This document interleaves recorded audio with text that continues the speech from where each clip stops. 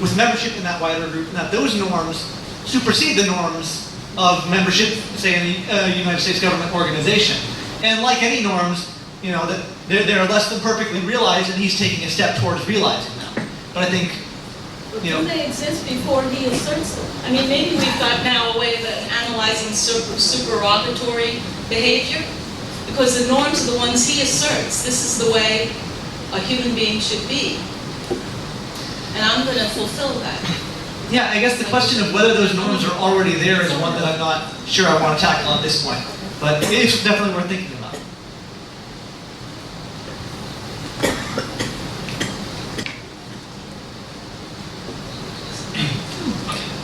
Thanks, Jake. I thought that was wonderfully clear, probably totally right. I just wanted to ask you, can we go to the pizza slide? Yes. When it comes to what you call so the sort of commitment which is an individual one, and the holder of the commitment is the group, and there's a failure of to uphold a commitment of that kind. What you say is that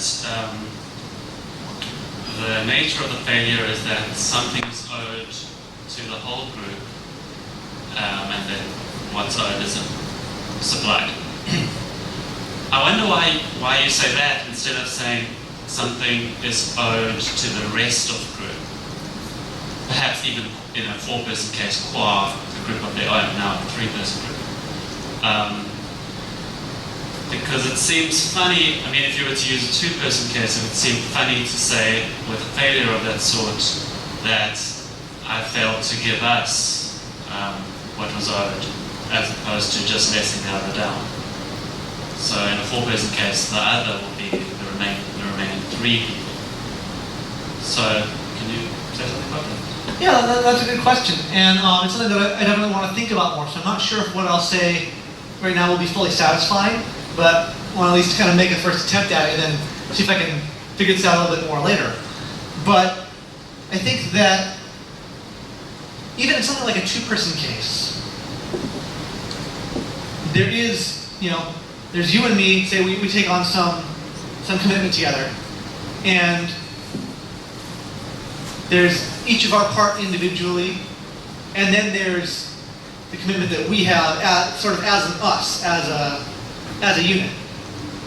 And even if I'm failing in my part, if I'm failing to do my part, I still am part of that single group unit. And so it's kind of, there is a sense in which I still owe it to the thing that includes me and both you. For example, if we're doing some job and we're going to get paid a certain amount for it, and I stop doing my part, I'm not just letting you down, I'm letting myself down too. I'm letting us down as members of this joint enterprise for which we stand to gain some reward, and right now I'm getting in the way of both of us gaining that reward. Does that help at all? Yeah. Yeah, that helps. I mean, I'm sure that's one way of answering it. I mean, I guess another way of putting what I'm wondering is whether that kind of failure has the effect of breaking down the group. So that once you step outside and go directly to the waiter or blow the whistle, you sort of are no longer party to that joint commitment or something like that. But I think actually your answer's satisfying. Yeah. Well, yeah, if I can just say a little bit more than that, I think that next question that you've asked is one to which there isn't one absolute answer, because I think different groups in different contexts are more or less resilient to that sort of thing. And so sometimes it's going to break the group, other times it's going to weaken it, but the group can recover and still stay intact. Sometimes by my actions I'm cutting myself off, other times I'm just kind of putting myself in a bad light, but I'm still part of the group. Another question there?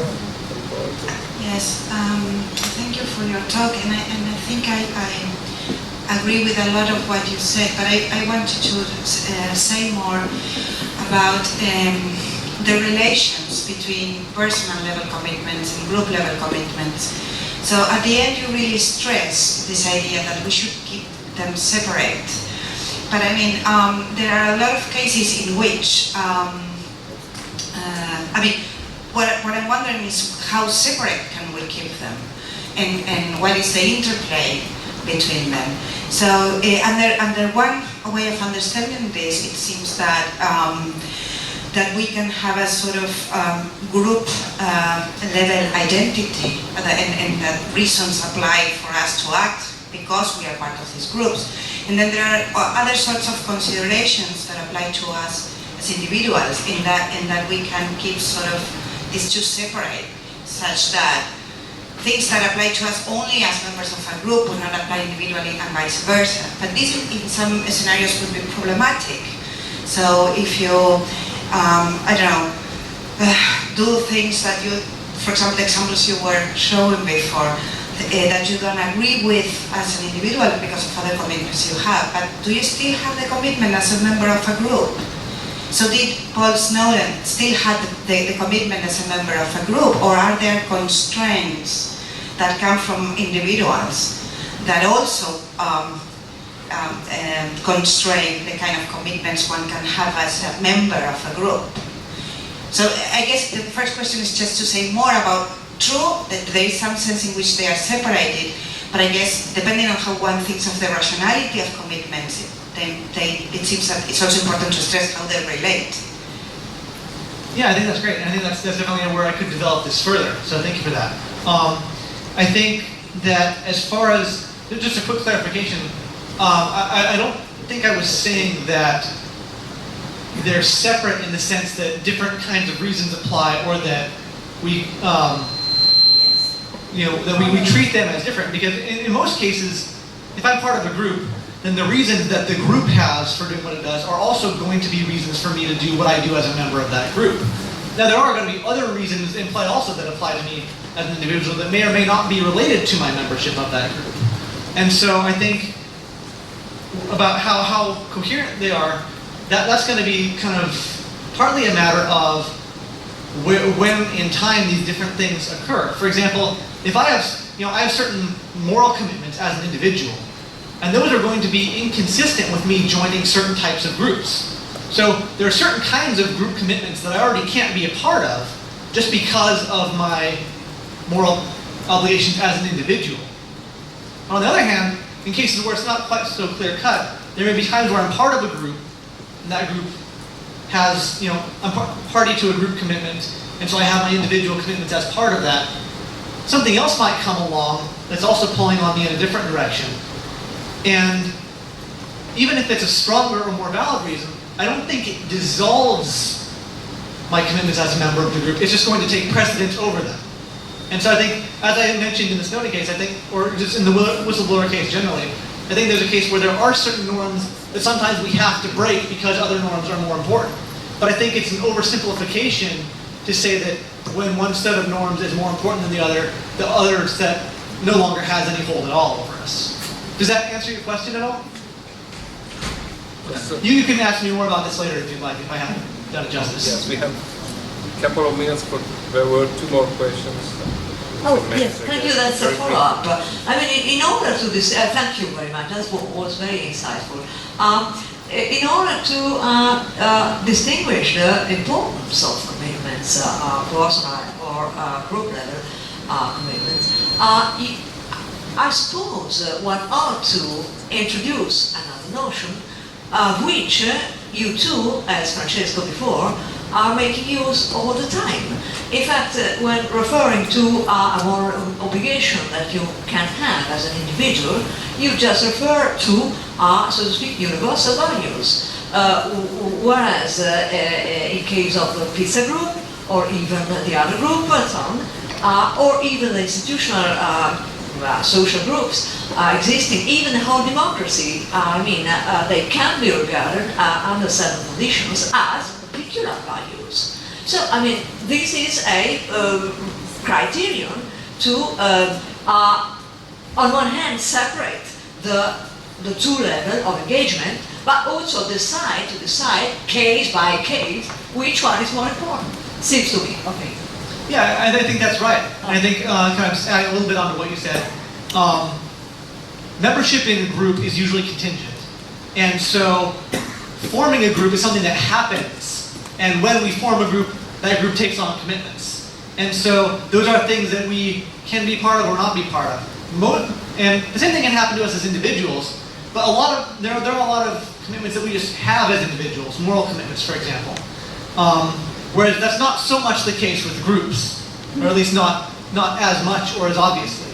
And so I think that is a case of, we take on a lot of commitments, and so those are particular commitments we have because of the choices we've made, and those can come into conflict with other commitments that we have just by virtue of who we are. And so yes, I think that does give us a good guideline for choosing between them. Okay, great talk. So I have a small conceptual question. So on your picture, I as an individual member of this group have a duty towards the group, and then the group as a whole has a duty towards the restaurant. Now, what I wonder is, from your perspective, does it make a difference whether the group qualifies as an agent in its own right or not? In the case of an agential group, I find it conceptually completely unproblematic to say that the group as a whole, has duties towards various others, because it's perfectly standard to say that agents are the kinds of entities that can have duties. But when the group is a non-agential mere collection, then it's less clear whether that's the kind of entity that can be a duty bearer.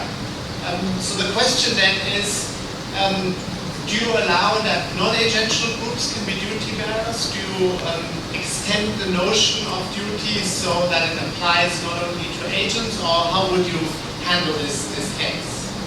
Yeah, that's a great question, and it's not one that I've thought about a lot in advance. But I think what I would say is that especially when we're talking about something like group entities, agency might be the kind of thing that can come in degrees. And so I think if we're not enough of a group that could be an agent in any sense, I don't see how we could come to have some sort of a commitment as a collective, if it's not something that we have any possibility of meeting together. But I think that even groups with a very limited agency can take on commitments kind of to the extent that that other agency allows. 5 people sitting around a table in a restaurant have enough agency to pay a bill. And so they can take on a commitment to that extent. There might be more extensive commitments that they wouldn't be able to take on without organizing themselves further in order to have a more robust kind of group agency. Does that answer your question at all?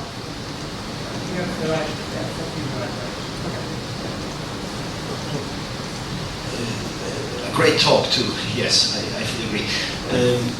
As regards the very human situation of conflicting allegiances to different group memberships, to different groups which lay claims on us which are contradictory, not fulfillable at the same time. We can default on one set of commitments within one group we belong to, and still keep the name of a rational being, go on calling ourselves rational beings, as it were, because we did so desiring to fulfill commitments connected with the group membership in another group.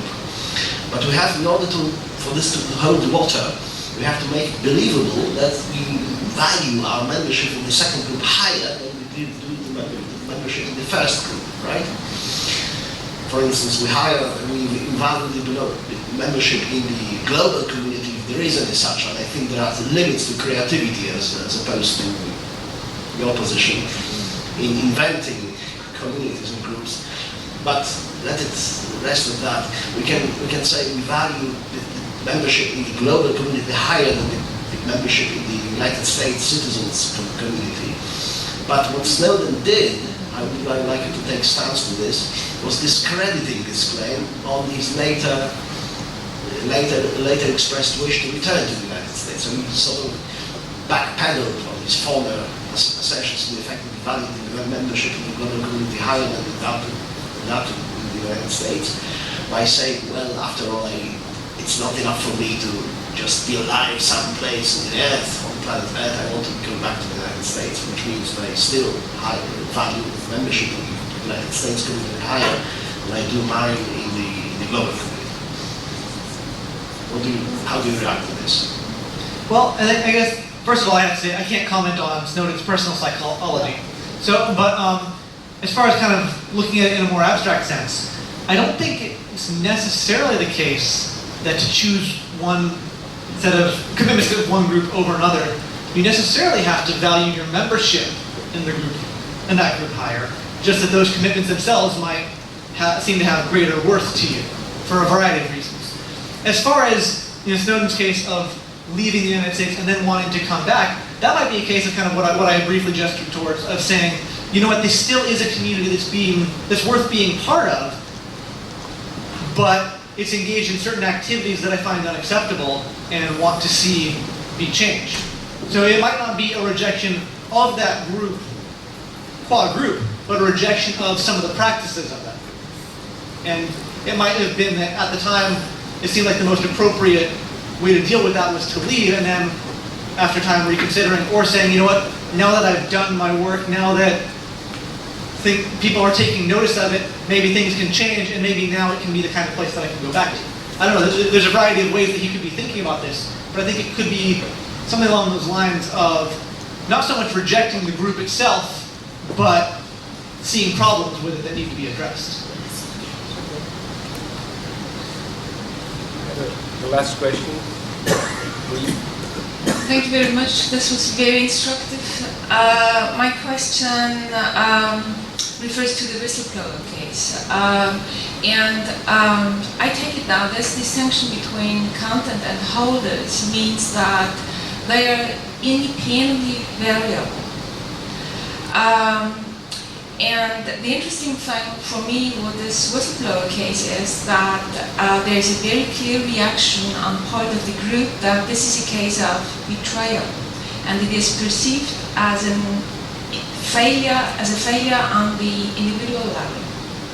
My question is, do you think that it would describe real group commitments to assume that sometimes there is a sort of meta-commitment to the effect that the group agrees that the importance of the content is increased because it is this special group who is its holders. Because on this condition, we would understand the reaction of the group if one group member decides to leave the group. Because in this situation, the group would have a good reason to ward off any demand for renewing the group commitment based on this individual leaving the group, because the individual has good reasons to leave the group, for instance, moral reasons to do so. Do you think there are cases where we have such tacit meta-agreements? You know, I think something along those lines. I'm not sure if I would call them meta-agreements, but maybe something that might actually be a good way to describe them. I do think it's kind of tacitly understood, correctly or not, that certain groups are more important than others. And the commitments that we have as members of those groups carry more weight than others. There's a line in Searle where he says something like that people are willing to go to war in the name of the United States when they're not willing to go to war in the name of Kansas City. You know? And so, you know, for example, a country or a nation makes a much stronger claim with the commitment to it than a city or a group of friends at a party or something like that. And I think part of that is because of the perceived value of that group's ends and the goods that it provides. And so if a group kind of is in the business of doing more, making a bigger difference in the world or in your life, it might kind of just, because of the kind of group it is, be making a stronger claim to your allegiance. And of course you can still choose to violate that, and sometimes that's the right thing to do, but those are the cases where the consequences tend to be heavier. I think in general, groups that assert a stronger claim on your allegiance also tends to have harsher penalties. You know, leaving a group of friends at a party is different from committing treason against a country. The consequences are vastly different, partly because of what the group understands the strength of its claim on you to be. Does that address what you're asking? Thank you so much. Very interesting.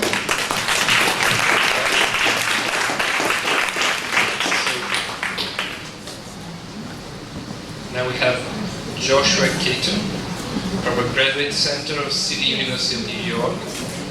You have and he also teaches philosophy of law at Brooklyn College. And his presentation has a title, The Social Impact Theory of Law. All right, so I'm going to start out by saying thank you to the organizers for having the conference, and thank you to everybody who's presented before. I've had a great time, I've learned a lot. Then I want to apologize for my black and white presentation immediately following. I don't have those kind of graphic design skills. So my presentation is on what I call the social impact theory of law. It is unfortunately, again, an intervention in a sort of narrow Anglo-American literature on the philosophy of law. So I'm interested to see what sort of response it will get here, because I don't often have the opportunity to converse with people who are conversant in a larger and wider literature. So, what I'm trying to respond to is what's often referred to as the Hart-Dworkin debate. In sort of grandiose terms, Anglo-American jurists and philosophers of law like to think that this is the most important thing going on in philosophy of law in the 20th century. I'm not sure whether that claim is true, but it's certainly gotten a lot of people tenure. It's generated a lot of pages in law journals and philosophy journals and a lot of books. So it's a pretty important debate. So I understand the debate essentially as a contest about the problem of legal normativity. And just to lay out some preliminaries in this talk, at the risk of caricaturing some people who are in the debate who've written many books, I'm going to lay out two broadly programmatic camps. One, positivist, aligned roughly with H.L.A. Hart, other famous positivists, Joseph Raz, and recently Scott Shapiro are maybe the most important people. But of course that tradition extends back through Kelsen, Austin, all the way to Bentham. And then interpretivists. And interpretivism does seem to me to be like something new. It's something that seems to have appeared first in the early writings of Ronald Dworkin. If anybody knows earlier sort of interpretivist philosophy, I'd be interested to hear. But interpretivism, at least in this debate, seems to be associated with Ronald Dworkin taking right seriously, and then later sort of fully explicated in his book, Law's Empire. Recently, there seems to be an attempt to move past the problem of legal normativity, not by solving it, not by sort of explaining exactly what legal obligations would be, but by eliminating it. So that's where I'm sort of entering into this debate.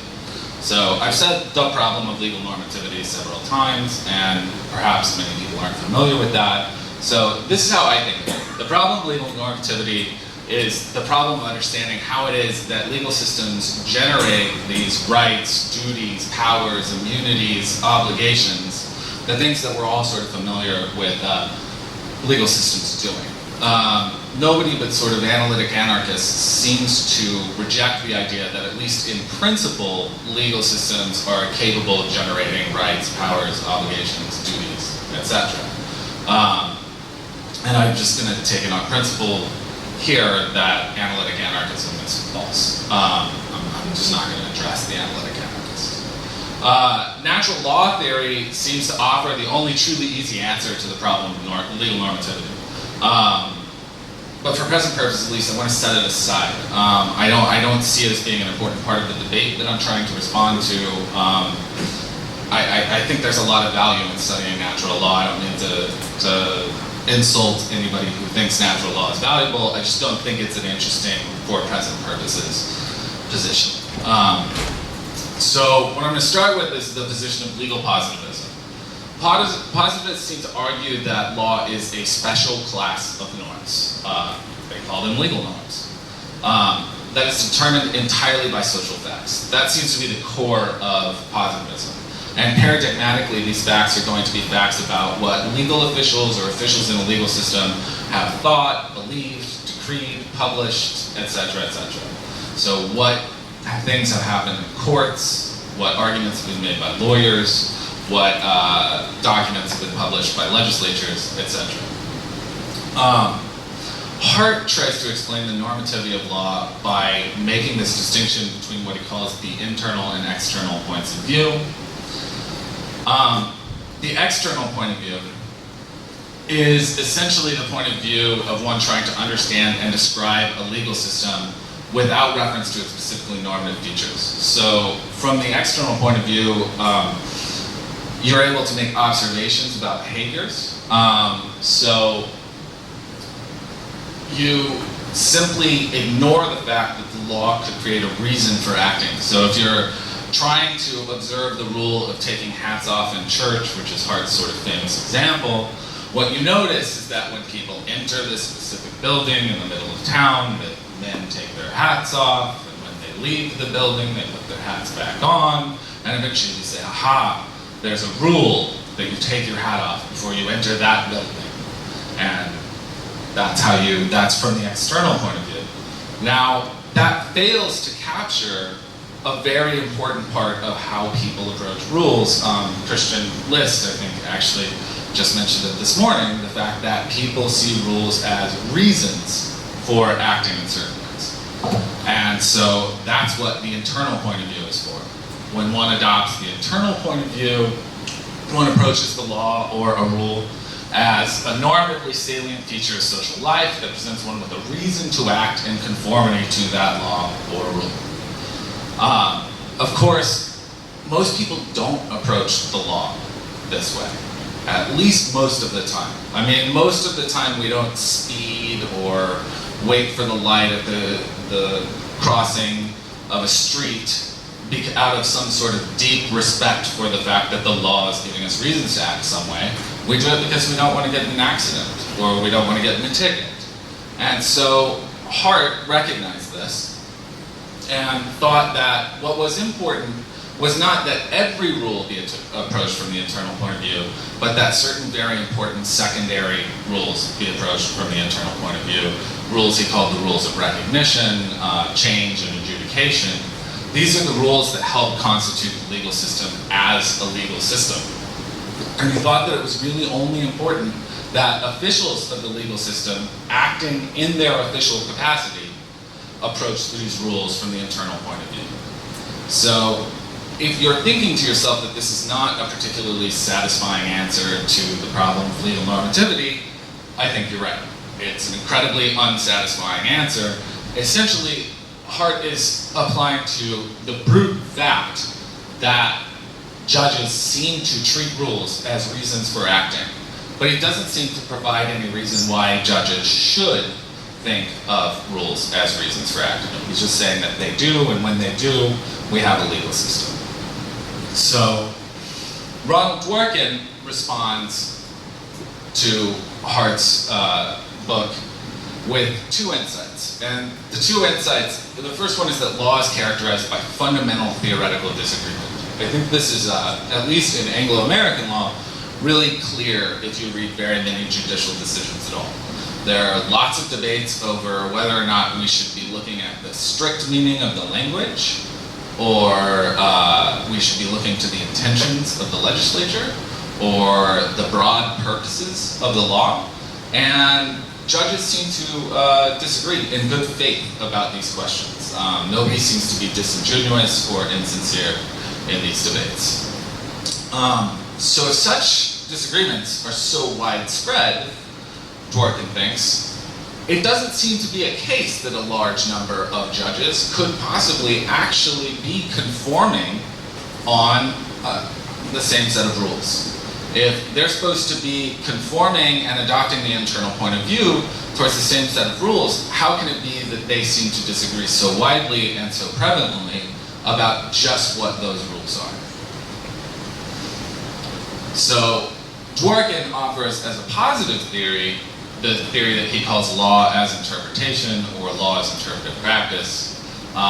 He argues that the purpose of law is to justify the use of state coercion, and that because of that, the way to interpret the law is in the way that best justifies and fits past political practices. The important thing to note here is that the possibility of erroneous or vicious past practices entails the possibility of morally substandard law. So you don't simply reason from the beginning as to what morality would require of a society, what justice requires. That's something for political philosophy to do, not legal philosophy. But you do, for him, try to come up with the justification that political philosophy would come up for your actual political history within a legal system.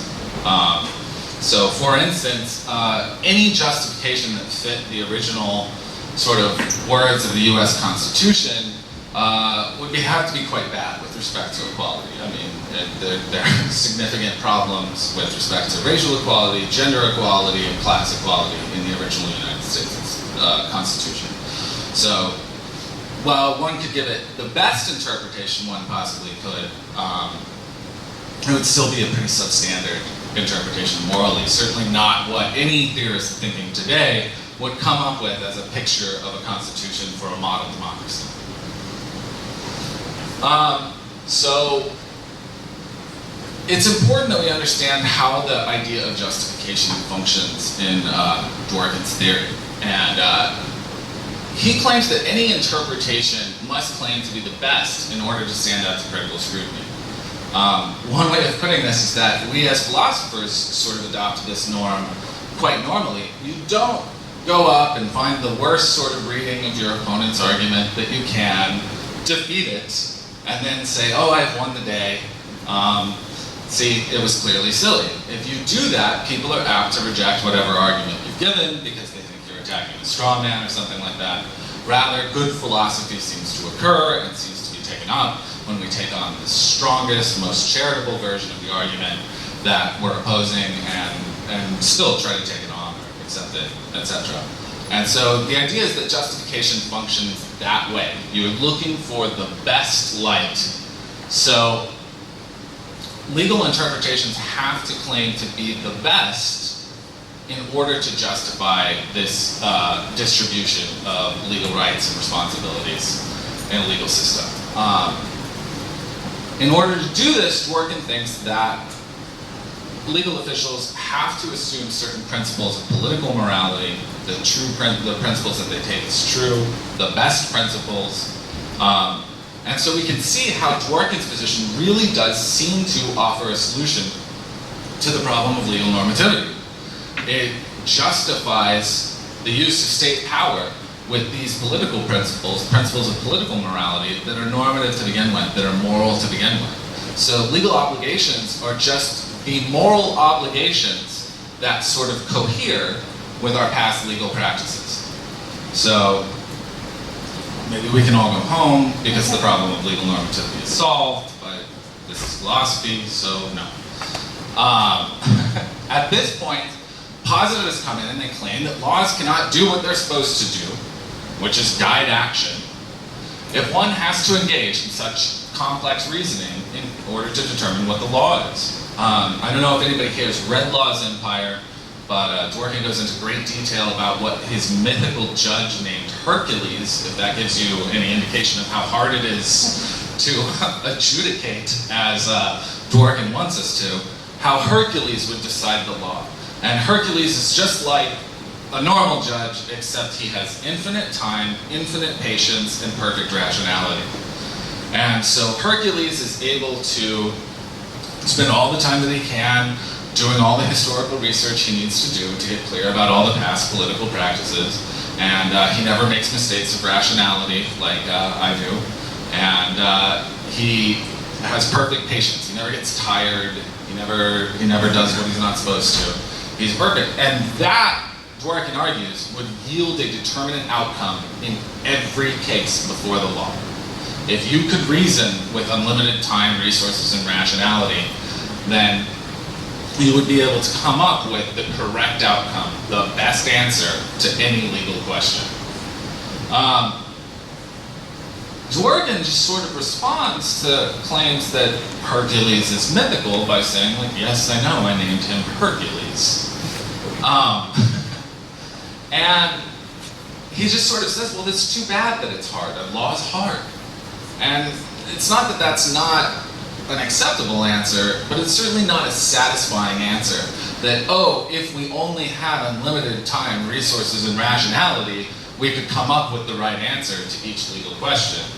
So I think that it seems like we're caught in a deadlock. And it seems like a lot of people have a sense that the Hart-Dworkin debate is sort of just this endless cycle of this objection and reply that, you know, we have to make the law the best it can be to justify state coercion, and then the positivist says, no, it's supposed to guide action, and then the interpretivist replies, no, that's stupid, there's too much disagreement, and then the positivist replies, no, there's too much moral disagreement for us to do what you want us to do, and it just goes on. There's no satisfying conclusion.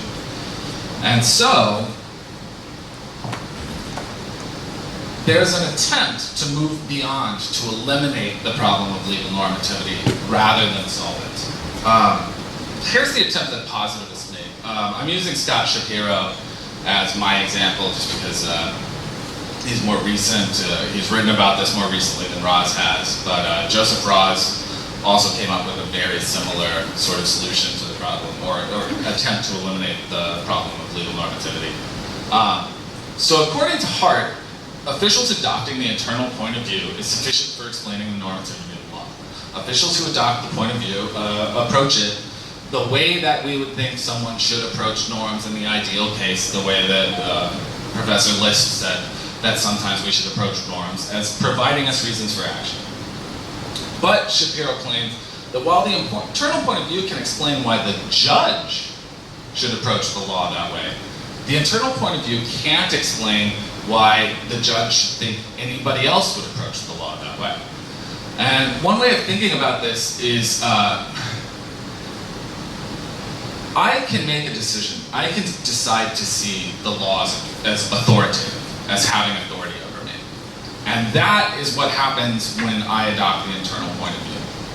It doesn't seem as clear to me how it could be that my making a decision to do something could give you a reason for doing something. That just doesn't seem to follow. From me deciding to take the law as authoritative, it doesn't seem to follow that you need to take the law as authoritative. And so if judges are to treat people as if they take the law authoritative, then they must either think that everybody adopts the internal point of view, which is obviously false. Most people don't most of the time, and I think that's pretty, it's at least intuitively clear. Maybe it's not obviously false. It's an empirical claim, but maybe people will grant it to me. Or judges have to be insincere. Judges have to be taking the idea of reason wrong, what it is to give someone a reason. And so Shapiro's solution to, or attempt to eliminate the problem of legal normativity runs like this. Instead of legal obligations being seen as obligations from the internal point of view, he argues that they're just a set of putative moral obligations that have been authorized by past political practice. Thus, Shapiro argues that when we distinguish legal obligations from moral obligations, we're using the terms legal, what he calls perspectively, rather than adjectively. If we're using it adjectively, we would be assigning properties through our use. Instead, we're assigning a perspective. So legal obligations are not some special type of obligations. They're just a perspective on obligation. The same way that utilitarianism and Kantianism might give us different sets of obligations. Well, legal obligations under American law will be a different set of obligations than either Kantianism or utilitarianism, etc., etc. So for Shapiro, he eliminates the problem by saying there is no special kind of normativity to the law. The law just imputes a certain type of morality, a certain perspective on morality, and that's the morality that's been authorized by past political practice. Of course, it doesn't end there. So Mark Greenberg has recently spent a decade publishing papers that essentially challenge this sort of notion of how facts make law. And his argument essentially runs like this. This is a short, quick, sort of dirty version of his argument, but why should some facts count rather than others? I mean, there's all sorts of facts about what goes on in a legislature. There are memos that move between offices. There are what the legislators think. There's what they wish for. There's what they hope. There's what they fear. There's what their aides think. There's what the people who drafted the legislation thought. There's what the lobbyists thought the law was going to be. There seem to be all of these social facts, all these facts that are empirical and observable around any piece of legislation.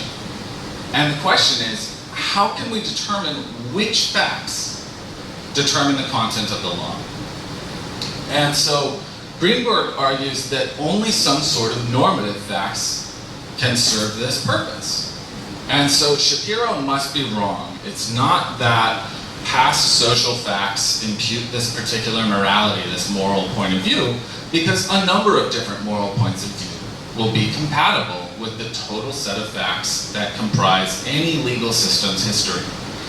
Why doesn't what the judge had for breakfast, as American legal realists would have it, count as something that helps determine the content of law? I mean, nobody agrees that it does. The whole point of the statement that the law is what the judge had for breakfast is to be provocative.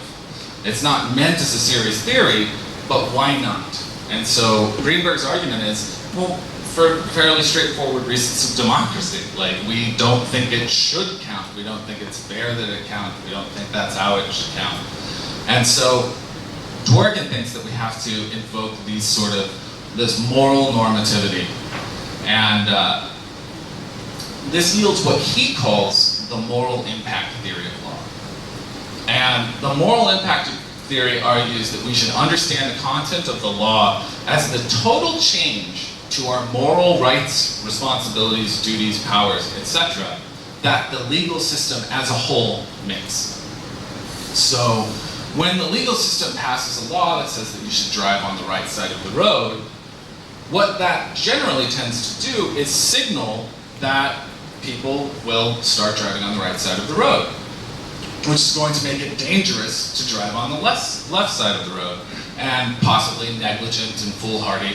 It gives you a moral reason not to do that. You will be putting others at risk if you drive on the left side of the road. So according to Greenberg's moral impact theory, the upshot of that is that we should drive on the right side of the road because now we have this moral obligation to drive on the right side of the road.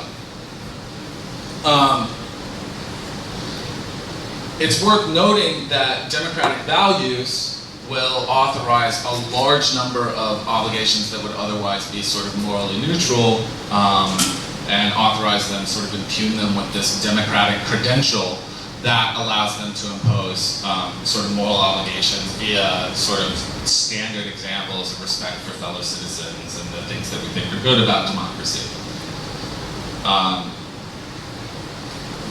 So here's my worry with this. I mean, that's definitely a way to eliminate the problem of legal normativity. To just say, no, you know what, it's not even a problem at all. We don't even have to do what Dworkin said we have to do, which is try to find the answer that best justifies it. We're just going to engage in straightforward moral reasoning from start to finish. And that moral reasoning is going to take account of what past political practices are, because past political practices are these morally significant sort of events.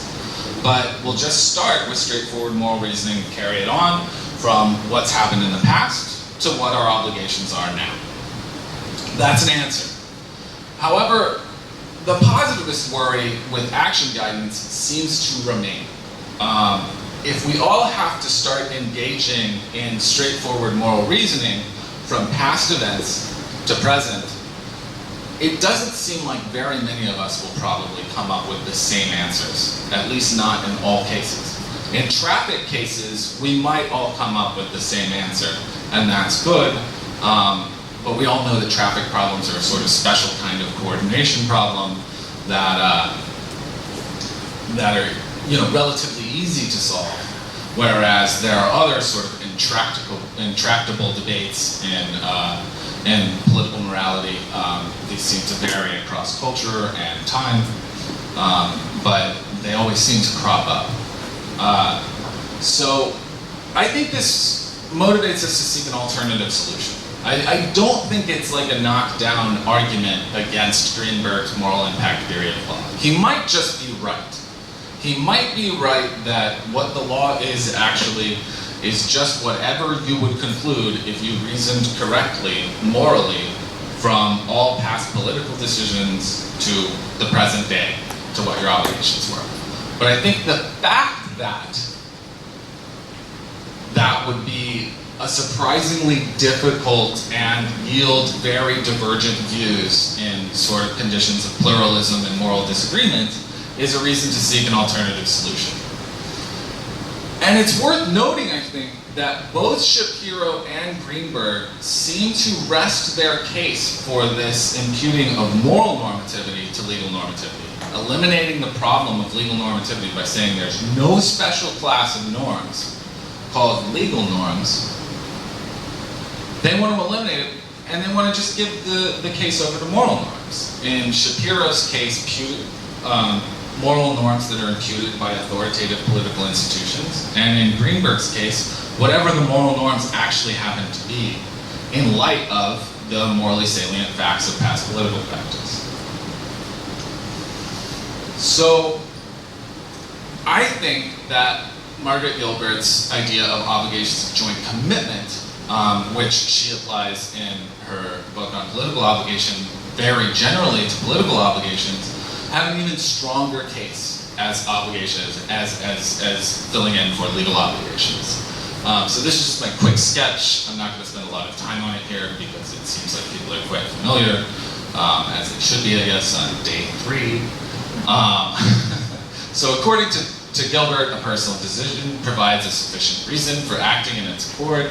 Otherwise, it's difficult to see why we decide things.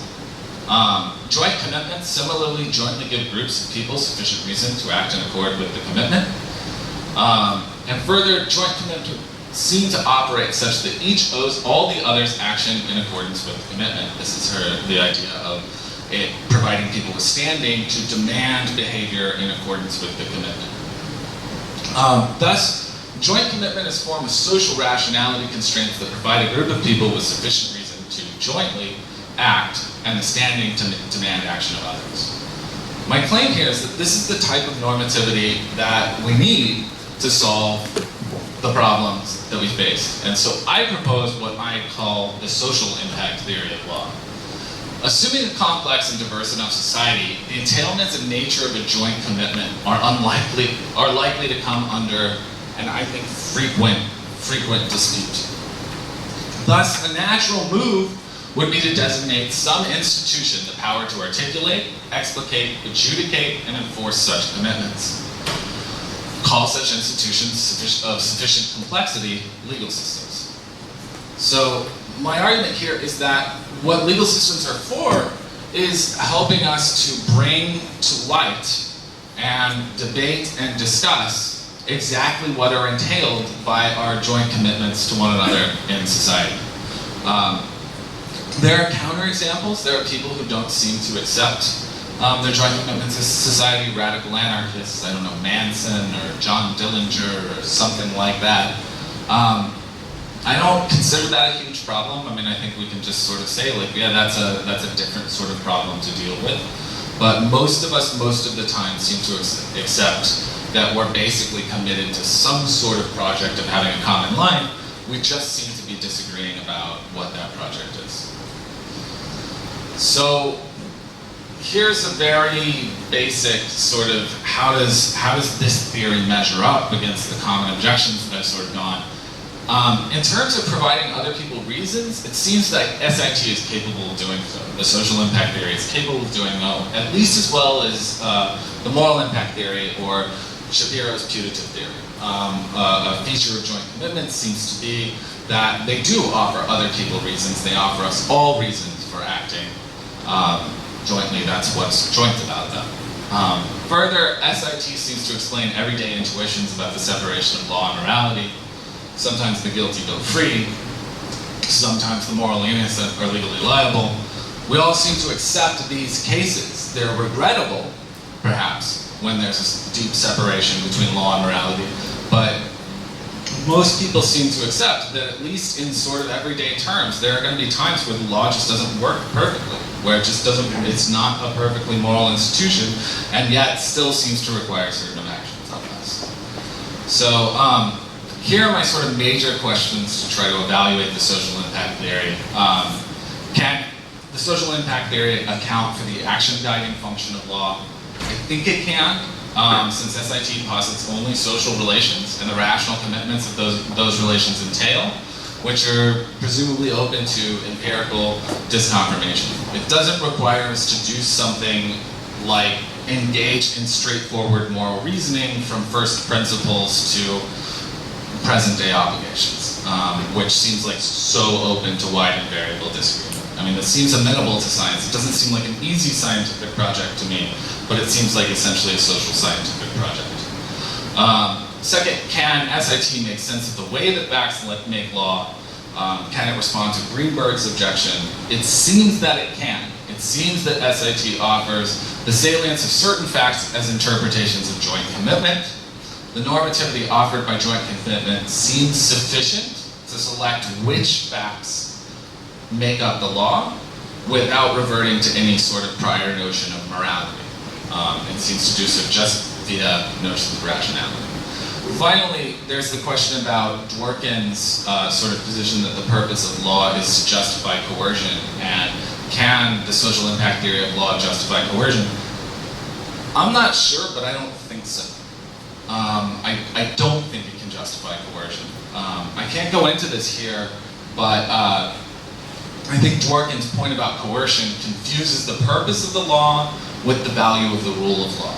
I think those are two distinct issues, and I think that a lot of the reason that the law, for instance, justifies coercion is that the law guides action and gives us reasons and is made public to people, and that if it didn't do these things, if it didn't sort of function in a conduct guiding way, it wouldn't justify coercion either.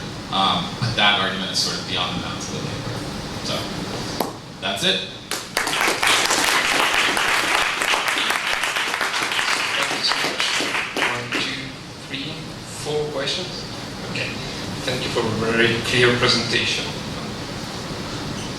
Thank you very much. I'm surprised that the Dworkin Hart debate is still considered at CUNY a going concern, because it was 40 years ago. Anyway, I'm worried that this social impact theory of law is cynical about law. I know you don't mean it to be from your last comment, so that would entail some consideration of whether you really have captured all you put into law in heart, in your heart, not heart, in your theory. Okay, so let's just assume, and I don't mean to be rude, but let's assume that that there is no difference really. You can't find a difference between a decision and a commitment that follows from it. Supposing it's tautological, due respect. Just to say I've made a decision is to say I've made a commitment. Right. We don't suppose we don't move conceptually. Then we're talking. Then why is it the case that on your theory of law, might doesn't make right, legal right? Because this is in fact what happens when we work out those that are strongest, those that are most powerful in the global arena, and also at home, get what they want out of the courts. And damn it, I wanted more out of the law than what I get. But social impact theory says I have no right to expect anything else. And yet at the end of your talk, you believe there's more there.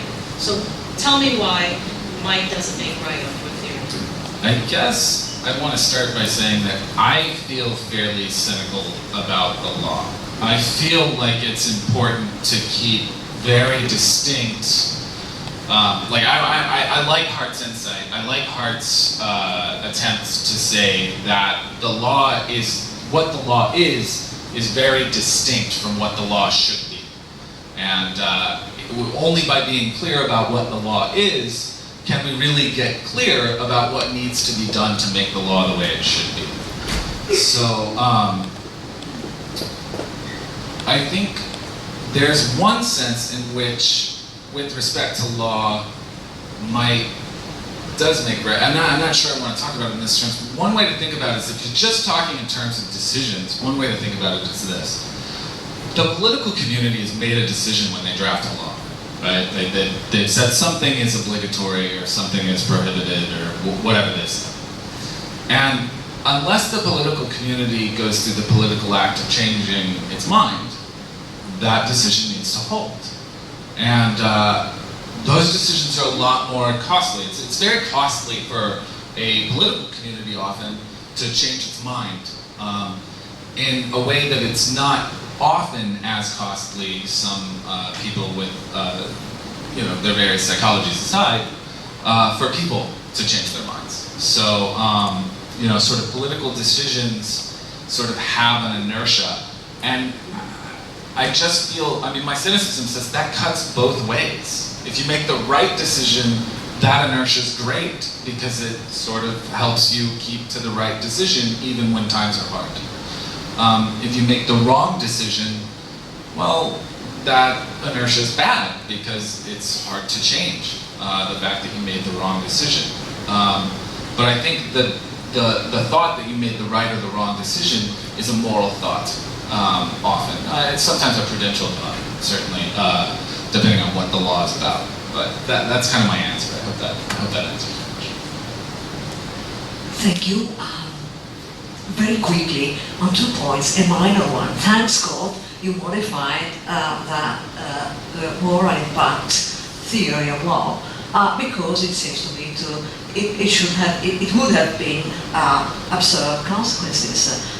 Namely that, for example, cash meat, as a legislator complying with Hitler's will, would have made discrimination a moral obligation.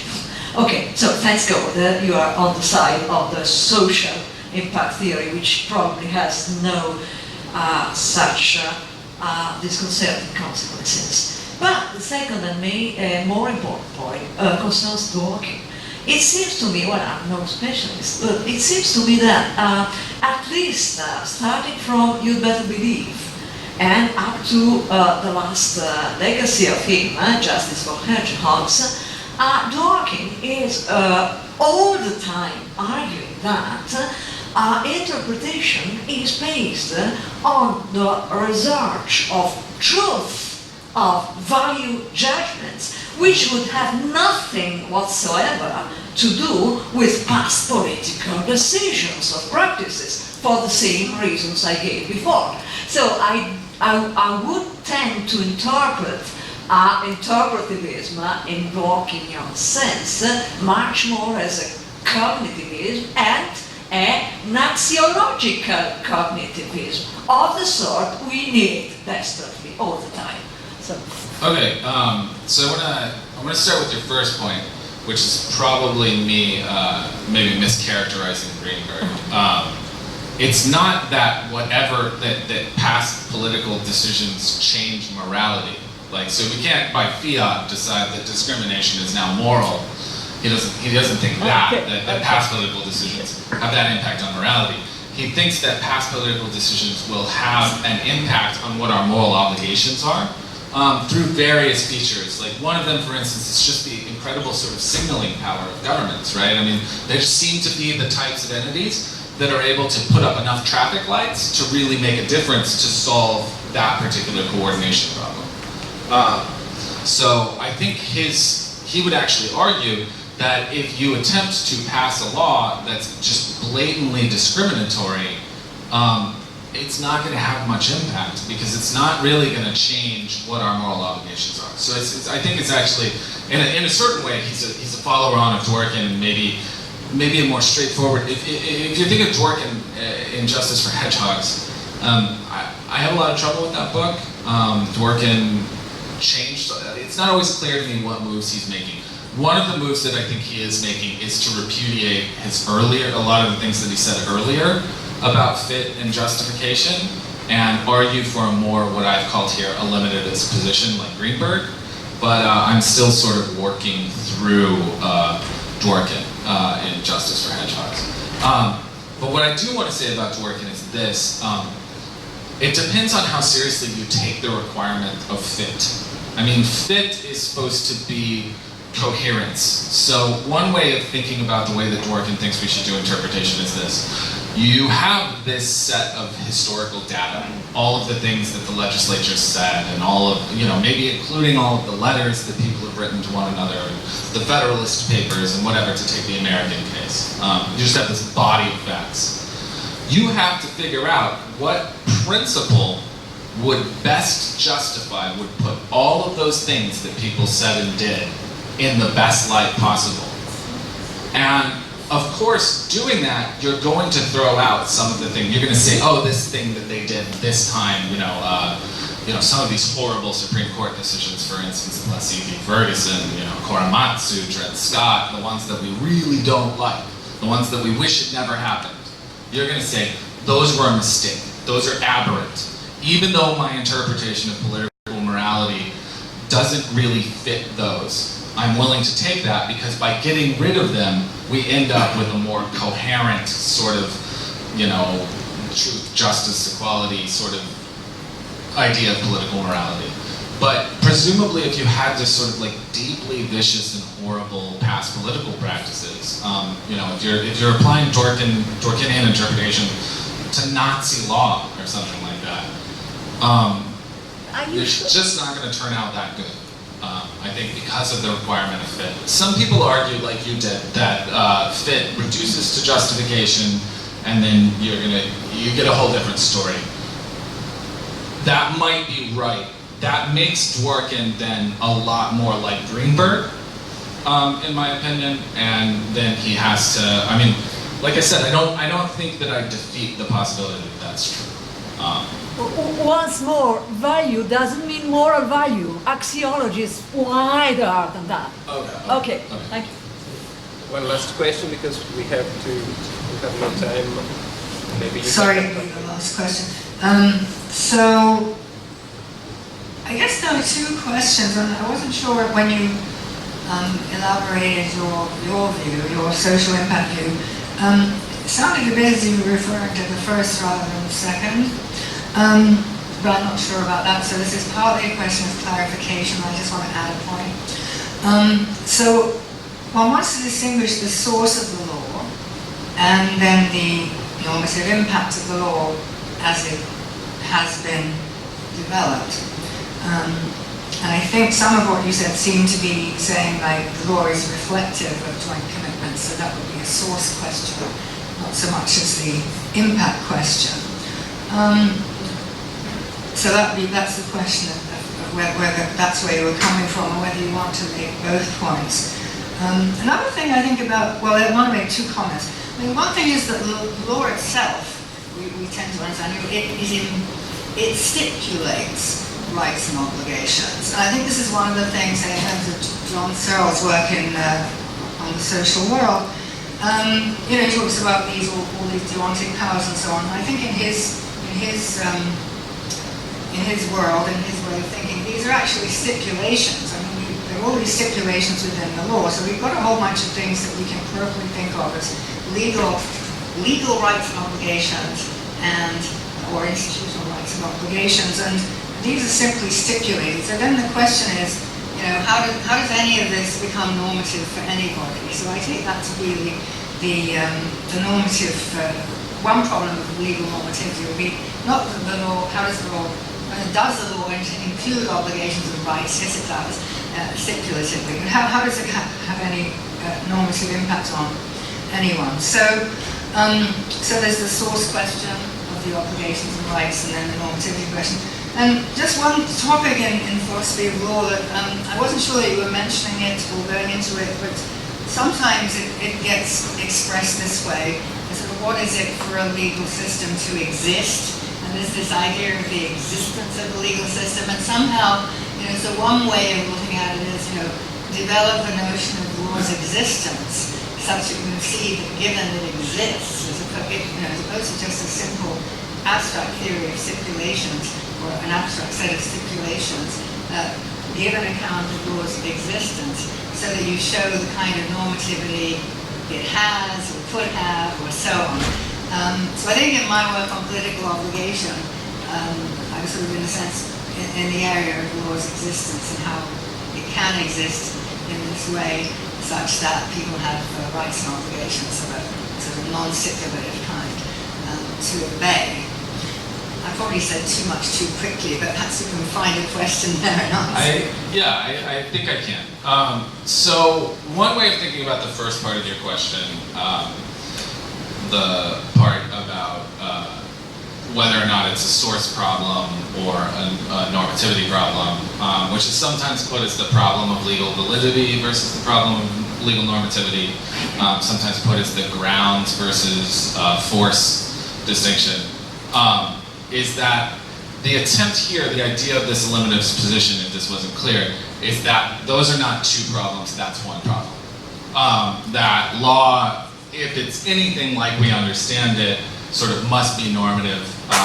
So the question of where it comes from and where it gets its normativity on these sort of later readings sort of become one problem.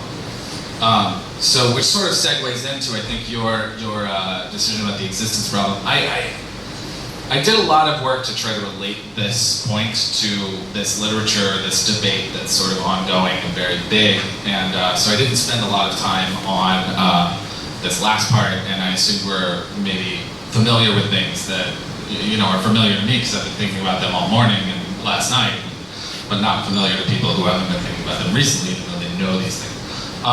So I think that is the problem. The problem here with the social impact theory, the case that really needs to be made is that this is actual legal systems are like this, that they exist. And if they do exist as systems of joint commitment, then what I'm saying is the obligation isn't a problem in that case. So the problem is the work needs to be done, or the work that needs to be done to show that that's how legal systems exist. And I mean, obviously you did an enormous amount of that work in 2006, or well, before that, but so I think that is really where it comes down to it, is this question, what is it for a legal system to exist? And my argument is that it's something like this, and if it does, this really becomes not a problem. You don't have to worry anymore about the distinction between the grounds force or the validity, normativity, etc., etc. That's what my answer. Thank you so much.